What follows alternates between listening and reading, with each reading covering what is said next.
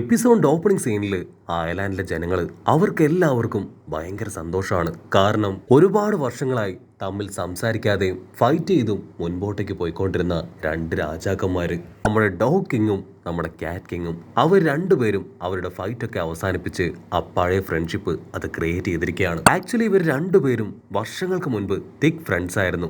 ഒരു ട്രിപ്പിന് വേണ്ടി ഇവർ രണ്ടുപേരും പോയി ട്രിപ്പൊക്കെ അടിച്ചു പൊളിച്ച് തിരികെ വന്ന് ഇവിടെ അയർലാൻഡിൽ എത്തിയപ്പോഴാണ് അവരുടെ വഴക്ക് അത് സ്റ്റാർട്ടായത്. അവരുടെ വഴക്ക് സ്റ്റാർട്ടായപ്പോൾ വാണ്ടയും ബാക്കിയുണ്ടായിരുന്നവരെല്ലാവരും തന്നെ ചെറിയ കുട്ടികളായിരുന്നു. ക്യാരറ്റ് ആണെങ്കിൽ അപ്പൊ ജനിച്ചിട്ട് പോലും ഇല്ല. ഇത്രയും വർഷക്കാലവും നീണ്ടു നിന്ന ഫൈറ്റാണ് നമ്മുടെ ആൾക്കാർ ഒരു നിമിഷം കൊണ്ട് ഈസി ആയിട്ട് സ്റ്റോപ്പ് ചെയ്യിപ്പിച്ചത്. സത്യത്തില് ലൂഫിയൻ ടീം അവിടേക്ക് വന്നത് വലിയൊരു ഐശ്വര്യം തന്നെയാണെന്ന് അവർ പരസ്പരം പറയും. അവിടുന്ന് അങ്ങനെ ബ്ലാക്ക് ഔട്ട് ചെയ്ത് ഇപ്പൊ ലൂഫിയെ കാണിക്കും. അവരാണെങ്കിൽ ലോയെയും രണ്ട് കിങ്സുകളെയും മൊമന്റോസ്കയെയും സാമുറായെയും ആന്ത്രോയെയും അങ്ങനെ എല്ലാവരെയും അടുത്തേക്ക് വിളിക്കുകയാണ്. നമ്മളിപ്പോ ഒറ്റ ടീമാണ്. തീർച്ചയായിട്ടും ആ കൈഡോയ്ക്കെതിരെ നമ്മൾ പടപ്പൊരുതും. പക്ഷെ അതിനു മുൻപ് എനിക്കൊരു ചെറിയ കണ്ടീഷൻ നിങ്ങളുടെ മുൻപിലേക്ക് വെക്കാനുണ്ട്. ഞങ്ങളുടെ ഒരു ടീംമേറ്റിനെ ഇപ്പോൾ ഞങ്ങൾക്ക് നഷ്ടപ്പെട്ടിരിക്കുകയാണ്, സാക്ഷാൽ സാഞ്ചിയെ. അത് കേട്ട് നമ്മുടെ ഡോഗ് കിങ് ഡ്യൂക്ക് ആളാകെ വണ്ടറടിക്കും. കാരണം ആ വില്ലന്മാർ വന്നതും സാഞ്ചിയെ കൊണ്ടുപോയതെല്ലാം തന്നെ നൈറ്റ് ടൈമാണ്. അവിടെ നടന്ന കാര്യങ്ങളൊന്നും ആ കിങ് അറിഞ്ഞിട്ടില്ല. അത് മനസ്സിലാക്കിയ ലൂഫി ആണെങ്കിൽ ആ വില്ലന്മാർ വന്നതും ഫൈറ്റ് ഉണ്ടായതും അതിനുശേഷം സാഞ്ചിയെ കൊണ്ടുപോയതും ഇൻവിറ്റേഷൻ കാണിച്ചതും എല്ലാ കാര്യങ്ങളും ഒന്നും വിടാതെ ആൾക്ക് പറഞ്ഞു കൊടുക്കും. ലൂഫി ആണെങ്കിൽ തീർത്തു പറയും, ഞങ്ങളുടെ ഏറ്റവും പവർഫുൾ ആയ ഒരു ടീംമേറ്റ് ആണ് സാഞ്ചി. സാഞ്ചിയെ ഞങ്ങൾക്ക് കണ്ടില്ലെന്ന് അടിക്കാനാവില്ല, അവനെ വിട്ടുകൊടുക്കാനും ഞങ്ങൾക്ക് പറ്റില്ല. സോ ആദ്യം ബിഗ് മോമിന്റെ അടുത്തേക്ക് പോയി ഞങ്ങൾ ഞങ്ങളുടെ ടീംമേറ്റായ സാഞ്ചിയെ വീണ്ടെടുക്കും. അതിനുശേഷം ഇവിടേക്ക് വന്ന് നമുക്കെല്ലാവർക്കും ഒറ്റക്കെട്ടായി നിന്ന് ആ കൈഡോയ്ക്ക് നേരെ യുദ്ധം ചെയ്യാം. ഞങ്ങൾ വരുന്നത് വരെ ഞങ്ങൾക്ക് വേണ്ടി നിങ്ങൾ ഇവിടെ വെയിറ്റ് ചെയ്യണം. ലൂഫിയുടെ ആ ഒരു കണ്ടീഷൻ കേൾക്കുമ്പോൾ അവർക്ക് സമാധാനവും ശ്വാസമൊക്കെ വലിച്ചുവിട്ട് അവർ കാഷ്വലായിട്ട് പറയും, സാഞ്ചിയായിട്ട് നിങ്ങൾ വരുന്നത് വരെ ഞങ്ങൾ വെയിറ്റ് ചെയ്യാൻ തയ്യാറാണ്. കിങ്സിനാണെങ്കിൽ ഭയങ്കര ടെൻഷൻ. കാരണം ബിഗ് മോമും കൈഡോയെ പോലെ വളരെ പവർഫുൾ ആയിട്ടുള്ള ഒരു ഓർ എംപററിൽ ഒരാളാണ്. അതിന് ലൂഫി പറയും, ഞങ്ങൾ അവരോട് ഡയറക്റ്റ് ആയിട്ട് ഫൈറ്റ് ചെയ്യാനല്ല പോകുന്നത്. ആ പെപ്പോംസിനെ ഉപയോഗിച്ച് എങ്ങനെയെങ്കിലും ബിഗ് മോമിന്റെ ബൗണ്ടറിയിൽ ഞങ്ങൾ കയറിപ്പെടും.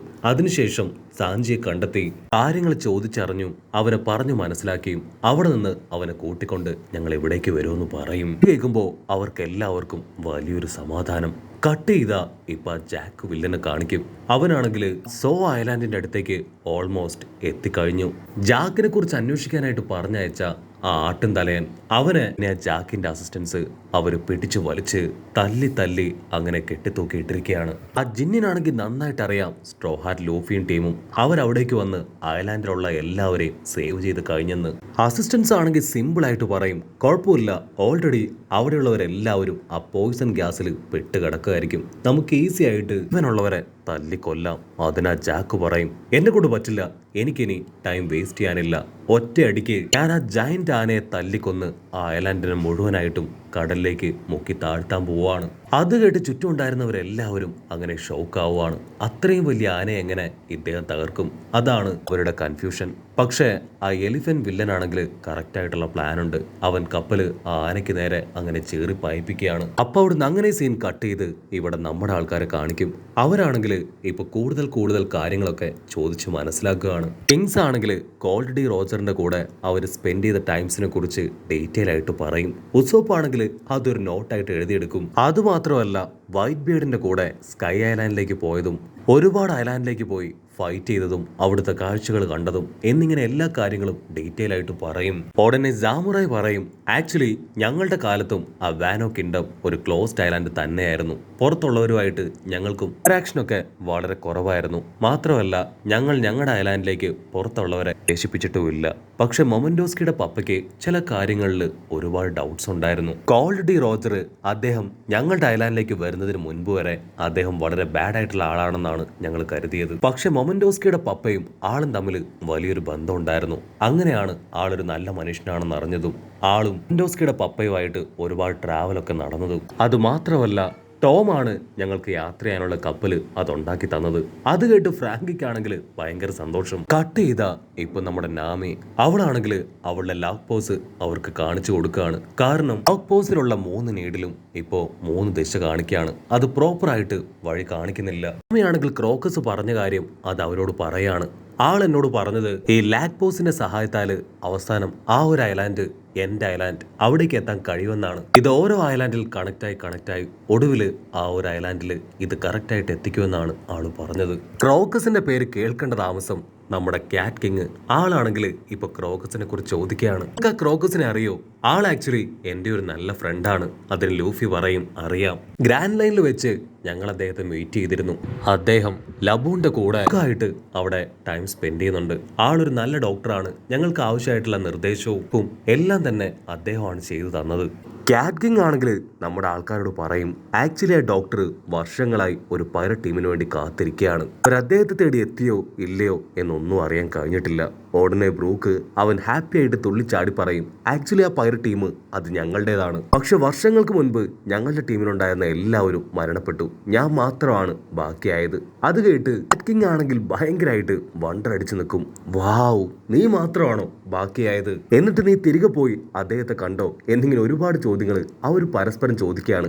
അതിന് നാമിക്ക് കലി കയറി ഞാൻ ചോദിച്ചത് നിങ്ങൾ കേൾക്കുന്നില്ലേ? നമ്മുടെ ഇപ്പോഴത്തെ വിഷയം ഇതൊന്നുമല്ല. എത്രയും വേഗം ഈ ഒരു ലാക്പോസിലെ ഡയറക്ഷൻ അത് കറക്റ്റ് ആണോ ചെക്ക് ചെയ്ത് ഇവിടുന്ന് പോണം. അതിനെ ക്യാറ്റ് കിങ് പറയും സത്യത്തിൽ നിങ്ങളിപ്പോ നിങ്ങളുടെ ലക്ഷ്യത്തിൽ നിന്ന് പുറത്തേക്ക് വന്നിരിക്കുകയാണ്. അതുകൊണ്ട് തന്നെ ഈ കോമ്പസും എവിടേക്കോ ആണ് അങ്ങനെ പോയിന്റ് നിൽക്കുന്നത്. നാമിക്കാണെങ്കിൽ എന്താ ചെയ്യണ്ടേ എന്താ പറയേണ്ടതൊന്നും മനസ്സിലാവില്ല. സത്യത്തിൽ നമ്മുടെ ആൾക്കാർക്ക് ആ എൻഡ് ഐലാൻഡ് അവിടേക്ക് പോകണമെങ്കിൽ പോണോഗ്ലിഫിലുള്ള സീക്രട്സ് കണ്ടെത്തണം. ആൻഷ്യൻ ഗിഫ്റ്റ്, സിവിലൈസേഷൻ എന്നിങ്ങനെ ഒരുപാട് കാര്യങ്ങൾ മറിഞ്ഞിരിക്കുകയാണ്. ഇതെല്ലാം തന്നെ ആ ഒരു ഐലാൻഡ് അത് കണ്ടെത്താനുള്ള ക്ലൂകളാണ്. ഓൾറെഡി റോജർ ഒന്നു വിടാതെ എല്ലാ പോണോഗ്ലിഫുകളും കറക്റ്റായിട്ട് മനസ്സിലാക്കിയാണ് ആ ഐലാൻഡിലേക്ക് എത്തിയത്. മാത്രമല്ല ആ ക്രോക്കസ് ഡോക്ടർ ആള് ഒരു നിസ്സാര ഡോക്ടർ അല്ല. പൈററ്റ് കിങ് കോൾഡി റോജറിന്റെ കപ്പലിലെ ഒരേ ഒരു ഡോക്ടർ അത് അദ്ദേഹമായിരുന്നു. അത് കേൾക്കുമ്പോൾ നാമി ആണെങ്കിൽ ആ ഡോക്ടർ അവസാനമായിട്ട് അവരോട് പറഞ്ഞ കാര്യം ആലോചിക്കുകയാണ്. അവസാനത്തെ ഐലാൻഡ് അത് റാഫ്റ്റൽ ഐലാൻഡാണ്. അവിടേക്ക് എത്തിപ്പെടുക എന്നത് നിസ്സാരമായ കാര്യമല്ല. ഒരേ ഒരാൾ മാത്രമാണ് ഇതിനു മുൻപ് അവിടേക്ക് എത്തിയത്. അതാണ് സാക്ഷാൽ പൈററ്റ് കിങ് കോൾഡി റോജർ. ഇവിടെ നമ്മുടെ ക്യാറ്റ് കിങ് ആള് തീർത്തു പറയും നിങ്ങൾ ഇത്രയും കാലവും ഈ ലാക്പോസിന്റെ സഹായത്തിലല്ലേ ഇവിടേക്ക് വന്നത്. ഇനി മുതൽ നിങ്ങൾക്ക് ഈ ലാക്പോസിന്റെ സഹായത്തിൽ മുൻപോട്ടേക്ക് പോകാൻ കഴിയില്ല. കാരണം നിങ്ങൾ ഓൾമോസ്റ്റ് എൻഡിലെത്തി കഴിഞ്ഞിരിക്കുന്നു. സോ നിങ്ങളുടെ വഴി അത് നിങ്ങൾ തന്നെ കണ്ടെത്തി വേണം ആ ഒരു ഐലാൻഡിലേക്ക് എത്താനായിട്ട്. അത് കേട്ട് നാമിക്കും ചെറിയ രീതിയിൽ കോൺഫിഡൻസ് ഒക്കെ വരും. ആണെങ്കിൽ വീണ്ടും പറയും നിങ്ങളുടെ കയ്യിലുള്ള ലാക്പോസിന് ഒരു പ്രത്യേകതയുണ്ട്. അതുകൊണ്ട് തന്നെ ഇതുപയോഗിച്ച് നിങ്ങൾക്ക് റാഫ്റ്റൽ ഐലാൻഡിലേക്ക് പോകാനായിട്ട് കഴിയും. അത് കേൾക്കുമ്പോൾ നമ്മുടെ ആൾക്കാരുടെ മുഖത്ത് ഒരു പുഞ്ചിരി അങ്ങനെ വിടർന്നു വരികയാണ്. ആക്ച്വലി നീ ഒരു നല്ല നാവിഗേറ്റർ ആണ്. കറക്റ്റ് ആയിട്ട് എല്ലാ ഭാഗത്തേക്കുള്ള ലൊക്കേഷൻ നീ കണ്ടെത്തി എന്ന് പറഞ്ഞ് അവരിപ്പോ നാമിയെ അഭിനന്ദിക്കും. അത് കേൾക്കുമ്പോൾ നമ്മുടെ പെണ്ണിന് ചെറുതായിട്ട് നാണമൊക്കെ വരികയാണ്. ലൂഫി ആണെങ്കിൽ അവളുടെ പുറത്ത് തട്ടി വെൽ ഡൺ മൈ ഗേൾ, നീ ഞങ്ങളുടെ അഭിമാനമാണെന്ന് പറയും. അവൾ അത് കേട്ട് വീണ്ടും കുറച്ചുകൂടെ നാണിക്കുമ്പോൾ നമ്മുടെ ചെക്കൻ ഇതാണ് പറ്റിയ ഗ്യാപ്പ് എന്ന് പറഞ്ഞ് 5-6 അടി അവളുടെ പുറത്ത് വെച്ചു കൊടുക്കും. അതിൽ കലി ഇളകിയ നാമി അവനെ പിടിച്ചു വലിച്ച് അച്ചറം പൊച്ചറ അടിക്കും. അങ്ങനെ ബ്ലാക്ക് ഔട്ട് ചെയ്ത് ഇപ്പൊ മൊമന്റോസ്കെ കാണിക്കും. മൊമന്റോസ്കെ ആണെങ്കിൽ ഉസോപ്പിനോട് പറയും സത്യത്തില് ഞാനും ആ കോൾഡി റോജറിന്റെ കൂടെ ട്രാവൽ ചെയ്തിട്ടുണ്ട്.